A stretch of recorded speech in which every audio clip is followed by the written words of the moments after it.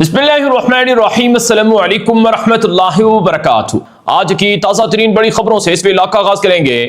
Saudi अरब ने Israel की गर्दन दबोच ली है। अब इसराइल तुम्हारा काम खत्म है। मशरिक़ वुस्ता में तुम्हें मजीद तखरीब कारी की इजाजत नहीं देंगे। इसराइल को अमेरिका और यूरोप लगाम डाल लें, वरना तुर्की और सऊदी अरब अपने अंदाज से लगाम डालकर दिखाएंगे। आज पहली मर्तबा सऊदी अरब और तुर्की ने नया धमाका कर दिया है। दूसरी तरफ 78 साल के बाद इसराइल और अमेरिका में तलाक वाक़ हो गई है। इसराइल और अमेरिका में पहली बार खून रेज़ जंग छिड़ चुकी है और अमेरिका का मुख्तलिफ अंदाज से बाइकॉट इसराइल के अंदर शुरू हो चुका है। और आज पहली मर्तबा तुर्की ने इसराइल के मंसूबों को पाश कर दिया है और ग्रेटर इसराइल के राह में तुर्की की फौज खड़ी हो गई है। पहली मर्तबा मशरिक़ वुस्ता में तुर्क फौज को नंबर 1 फौज डिक्लेयर कर दिया गया है कि सऊदी अरब ने इसराइल की गर्दन दबोच ली है। सऊदी अरब ने इसराइल के रास्तों में खड़े होकर ऐलान कर दिया है कि मशरिक़ वुस्ता में गलबे की, वुसअत की या ग्रेटर बनने की कोई भी कोशिश इसराइल की अब नहीं चलेगी। सबसे पहले आप ये खबर देखें जो इस वक्त मेरे सामने मौजूद है। सऊदी अरब का मशहूर मीडिया है अश-शर्क़ुल औसत। अश-शर्क़ुल औसत के अंदर आज एक मजमून छपता है जो सऊदी अरब की हुकूमत का वाज़ेह पैगाम है और सऊदी अरब का गोया मुस्तक़बिल के हवाले से ये वाज़ेह स्ट्रेटजी है और पॉलिसी है।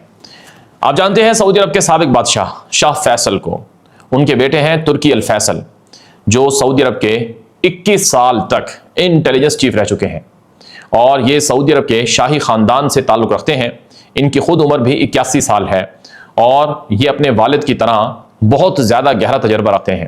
इन्होंने आज सऊदी अरब के मशहूर मीडिया अश-शर्क़ुल औसत में एक आर्टिकल लिखा है, उसका मैं खुलासा आपको बताने लगा हूँ ताकि आपको समझ में आ जाए।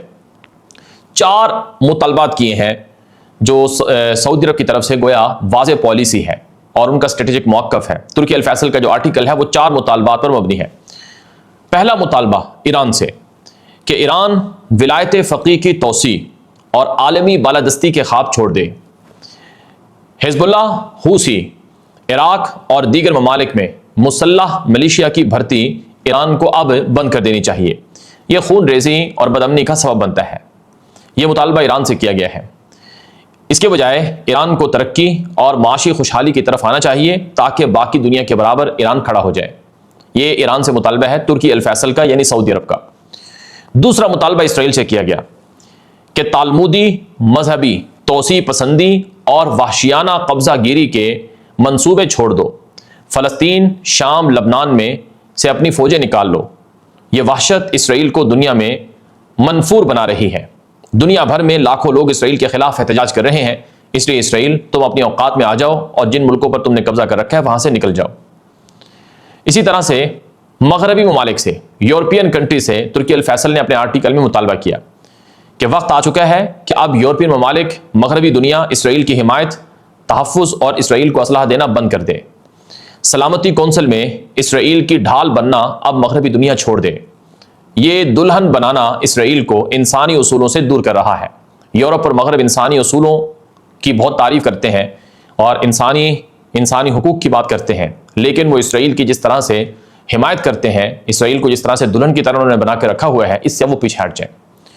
चौथा मुतालबा तुर्की अल फैसल, सऊदी अरब के साबिक बादशाह के बेटे और साबिक इंटेलिजेंस चीफ ने वो खलीजी ममालिक से, अरब ममालिक से किया है।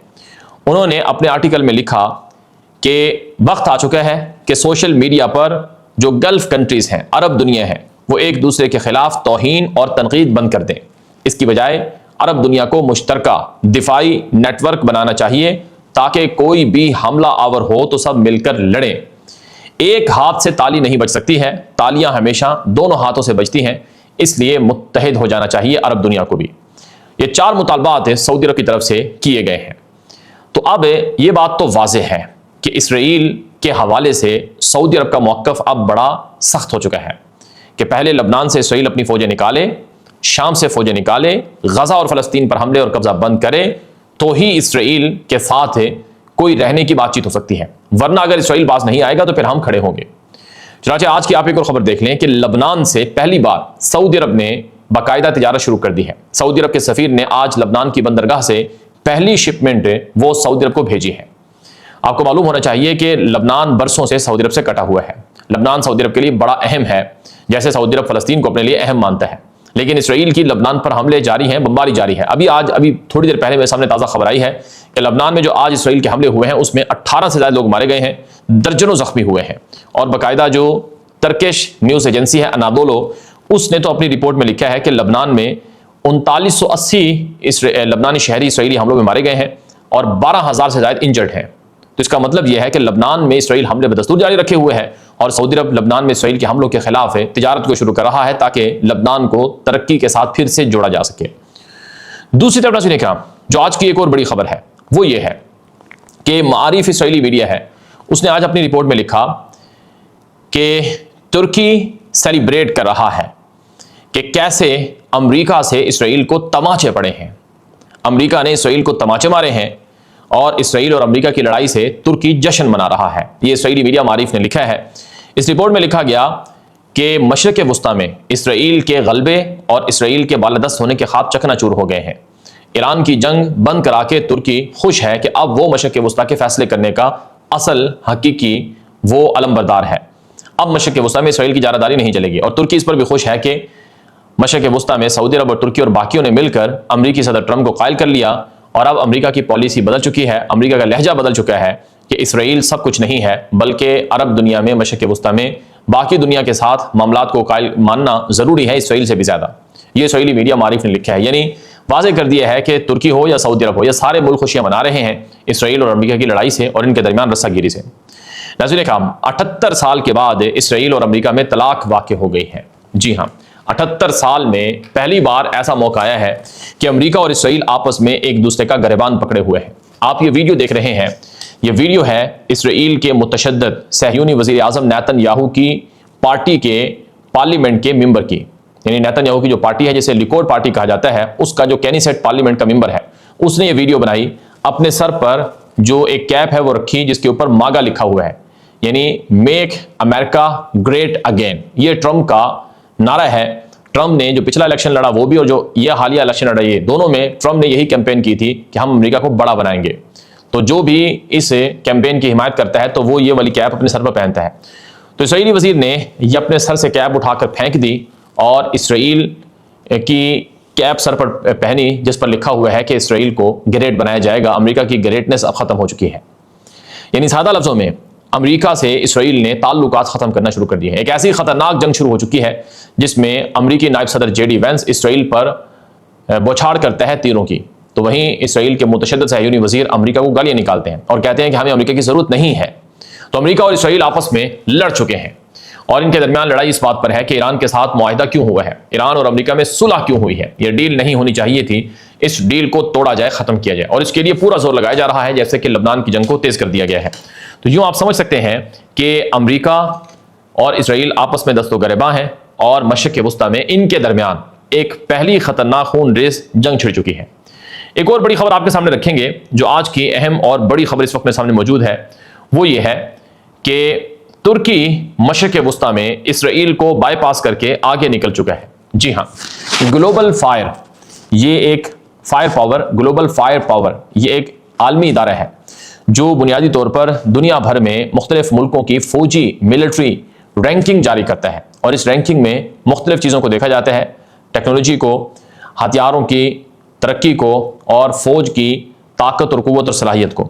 تو ترکش نیوز ایجنسی ہے وکالہ انباء ترکیہ، اس نے آج اپنی رپورٹ میں لکھا کہ گلوبل فائر پاور نے سال 2026 کی نئی لسٹ جاری کی ہے جس میں ترکی کو مشرق وسطیٰ کا طاقتور گریٹ جو لشکر ہے وہ قرار دے دیا گیا ہے۔ جی ہاں، یہ پہلی مرتبہ ہے کہ ترکش جو فوج ہے وہ مشرق وسطیٰ میں سب سے نمبر 1 فوج بن گئی ہے۔ مشرق وسطیٰ میں 10 سے 12 ملک آتے ہیں، جیسے اسرائیل ہے، جیسے فلسطین ہے، لبنان ہے، مصر ہے، عراق ہے، شام ہے، اور اس کے علاوہ ترکی ہے، اور اس کے ساتھ ساتھ سعودی عرب ہے، یمن ہے، اور پھر جو باقی کے عرب ملک ہیں جیسے کہ you a E, Kuwait, Bahrain وغیرہ، یہاں تک کہ ایران کو مشرق وسطیٰ میں شامل کیا جاتا ہے اور باقی ملکوں کو بھی۔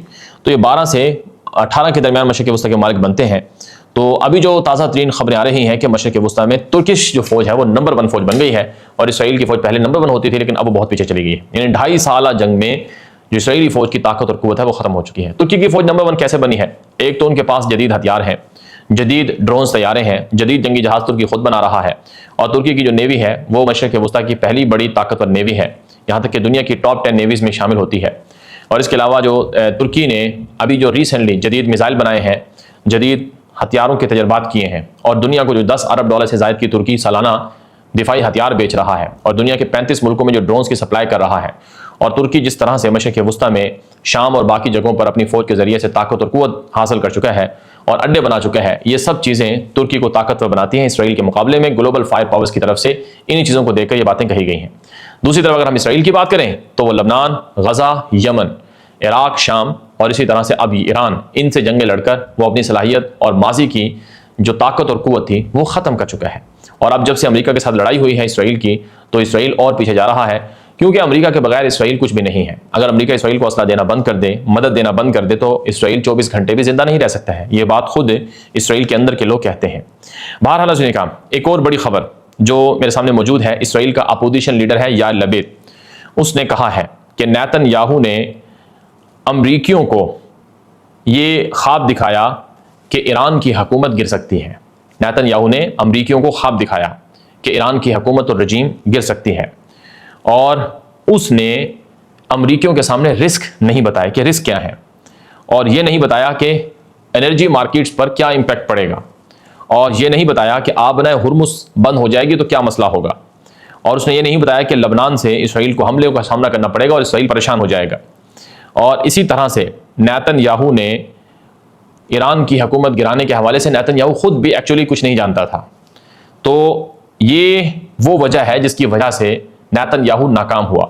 جو ملٹری ایکشن ہے ایران کے اگینسٹ، وہ کبھی بھی کامیاب نہیں ہو سکتا ہے، اور اب جنگ میں اسرائیل اپنی ساکھ کھو چکا ہے۔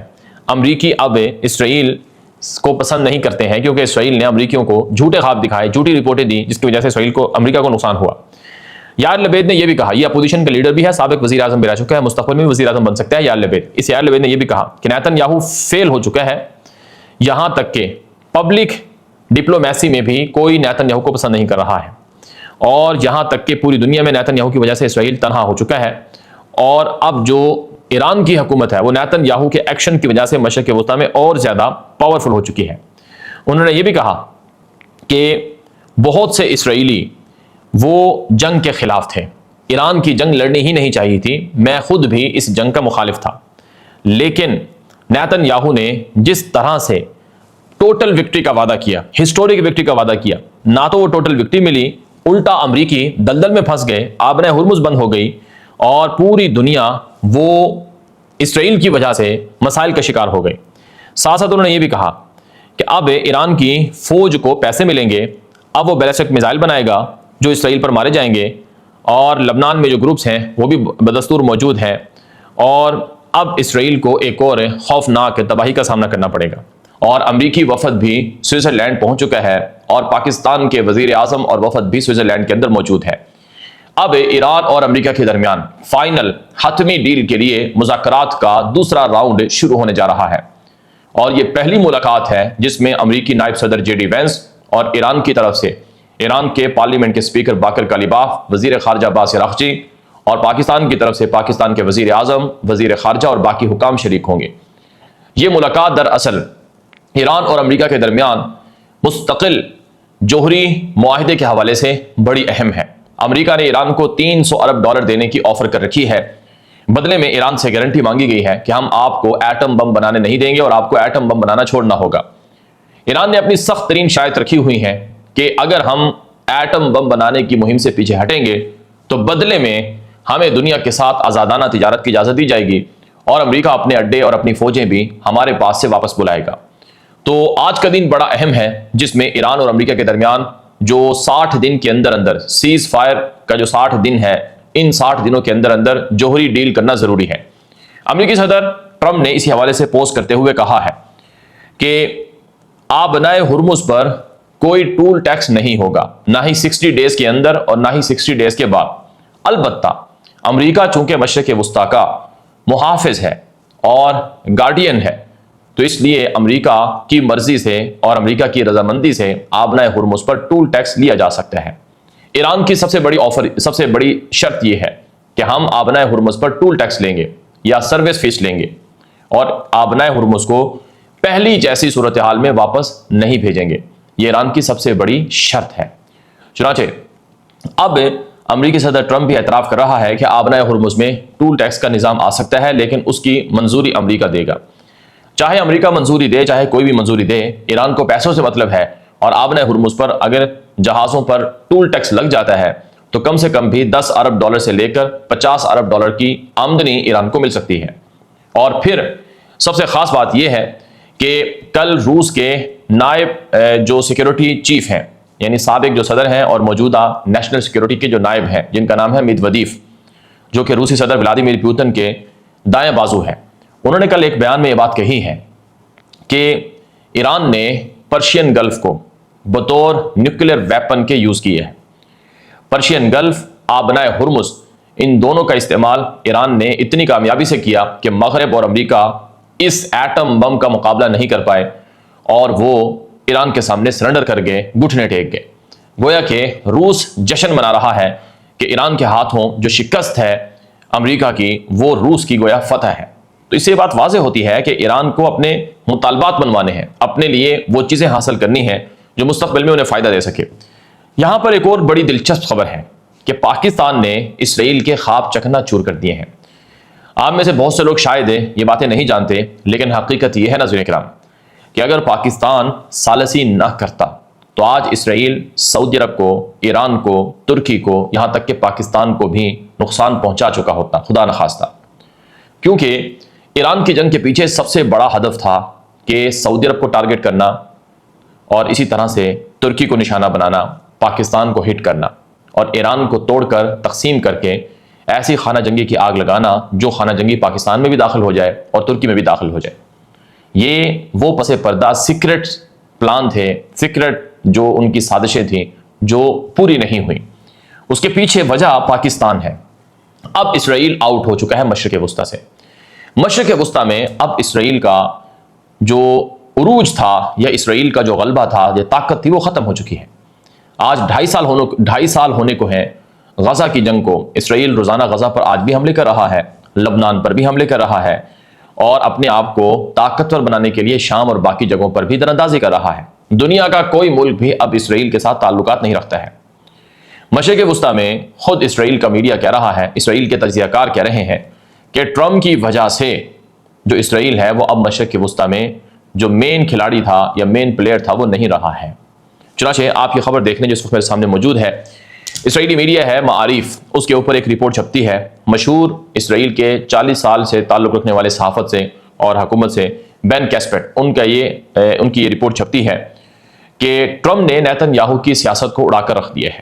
نیتن یاہو جو منصوبے رکھتا تھا وہ سب برباد ہو گئے ہیں اور یہاں تک کہ اب امریکہ اور اسرائیل کے درمیان بھی شدید دوریاں اور اختلافات پیدا ہو چکے ہیں. اس کے علاوہ ناظرین ایک اور خبر میرے سامنے موجود ہے کہ الجزیرہ نے اپنی رپورٹ میں بتایا ہے کہ نیتن یاہو نے اپنے وزراء کو ٹرمپ پر تنقید کرنے سے روکا ہے. کہ نیتن یاہو نے کہا کہ ہمارے وزراء کو چاہیے کہ ٹرمپ پر تنقید نہ کریں کیونکہ ٹرمپ بکھرا ہوا ہے اور ٹرمپ بار بار کہہ رہا ہے کہ اگر میں نہ ہوتا تو آج اسرائیل صفحہ ہستی سے مٹ چکا ہوتا. میری وجہ سے اسرائیل آج محفوظ ہے، اسرائیل کو میرا شکر گزار ہونا چاہیے. اور ٹرمپ نے ایک بیان میں یہ بھی کہا ہے کہ لبنان پر اسرائیلی فوج حملہ نہیں کرے گی کیونکہ اسرائیلی فوج میرے ماتحت ہے، میرے حکم کے تابع ہے اور انہیں میرا حکم ماننا ہوگا. یہ ایک طرح سے اسرائیل کے اوپر امریکی صدر ٹرمپ کی بادشاہت کا اعلان ہے. اسی وجہ سے نیتن یاہو کے خلاف اندرونی بغاوت پھوٹ پڑی ہے. نیتن یاہو سے استعفے کے مطالبات کیے جا رہے ہیں کہ اے نیتن یاہو، تم نے ایک تو اسرائیل کو پوری دنیا میں رسوا کروا دیا اور دوسرا تم نے امریکہ کو بھی اسرائیل کے خلاف کروا دیا اور اب امریکہ اسرائیل کو برا بھلا کہہ رہا ہے. دوسری طرف ناظرین اکرام جو آج کی ایک اور بڑی خبر ہے وہ یہ ہے کہ پاکستان نے امریکہ کو پیغام بھیجا ہے. پاکستان کے وزیر داخلہ گزشتہ روز ایران کے اندر موجود تھے جہاں ان کی ایرانی صدر مسعود پزشکیان سے اور ایرانی وزیر خارجہ عباس عراقچی سے ملاقاتیں ہوئی ہیں. پاکستان نے امریکہ کو کہا ہے کہ اگر لبنان پر اسرائیل حملے بند نہیں کرتا تو ہم پھر لبنان میں کود سکتے ہیں، ہم پھر لبنان میں اسرائیل کا راستہ روکنے کے لیے کچھ بھی کر سکتے ہیں. اور پاکستان نے یہ بھی کہا ہے کہ اگر اسرائیل کو نہ روکا گیا تو اسرائیل نہ صرف اس جنگ کے خاتمے کے تاریخی امن معاہدے کو سبوتاژ کرے گا بلکہ مشرق وسطیٰ میں ایک ایسی لڑائی شروع کروائے گا جس سے خود امریکہ کو بھی نقصان ہوگا. کہا جاتا ہے کہ پاکستان، ترکی، سعودی عرب، قطر، ان 4 ملکوں کی کوشش کے بعد امریکی صدر ٹرمپ نے اسرائیل سے دوری اختیار کر لی ہے اور اسرائیل کا وزیر اعظم نیتن یاہو اسی وجہ سے بے حد پریشان ہے۔ دوسری طرف امریکہ کے اندر بیٹھے ہوئے جو اسرائیل نواز لوگ ہیں وہ چیخو پکار کر رہے ہیں، یعنی وہ لوگ جو امریکہ میں رہتے ہیں، امریکی صحافت سے، میڈیا سے منسلک ہیں یا امریکی سیاست سے منسلک ہیں، وہ لوگ چیخو پکار کر رہے ہیں۔ امریکی سینیٹرز، امریکی کانگریس کے اراکین جو اسرائیل کے جوش لابنگ گروپ ایپیک سے پیسے لے کر سیاست میں آئے ہیں، وہ سب ٹرمپ کو برا بلا کہہ رہے ہیں، ٹرمپ کے خلاف بغاوت کیے ہوئے ہیں۔ مارک لیون یہ وہ شخص ہے جو امریکہ کا ایک انتہائی کٹر قسم کا اسرائیل نواز تجزیہ کار ہے جو فاکس نیوز سے منسلک ہے، اور یہ وہ شخص ہے جس کے بیانات کو ٹرمپ خود بھی ریپوسٹ کرتا رہا ہے۔ مارک لیون نے ایک تازہ بیان میں کہا ہے کہ ٹرمپ کو چاہیے کہ وہ ایک چھوٹے سے ملک اسرائیل کو دھمکانا بند کرے۔ ٹرمپ اپنی حد کا راز کر رہا ہے اور اسرائیل کو بار بار دھمکائے جا رہا ہے۔ اسرائیل کو دھمکانا اب بند کرنا ہوگا ورنہ ٹرمپ کے لیے اچھا نہیں ہوگا۔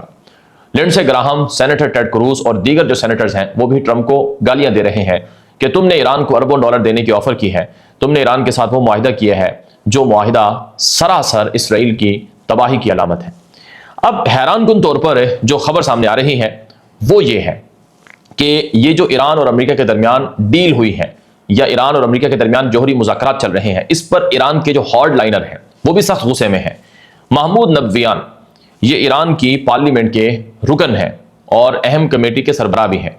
انہوں نے ایک تازہ ٹی وی انٹرویو میں کہا ہے کہ یہ جو ڈیل امریکہ کے ساتھ ایران نے کی ہے یہ ڈیل اچھی نہیں ہے، اور اس ڈیل کے بعد یوں لگتا ہے کہ ایران بھی امریکہ کی کالونی بن جائے گا، اور ایران نے جو امریکہ کے ساتھ معاہدہ کیا ہے اس میں آبنائے ہرمز کا جو کنٹرول ہے وہ مکمل طور پر ایران کی گرفت میں نہیں ہے، اور امریکہ پر کوئی بھروسہ نہیں ہو سکتا کیونکہ امریکہ پہلے بھی معاہدے توڑتا رہا ہے۔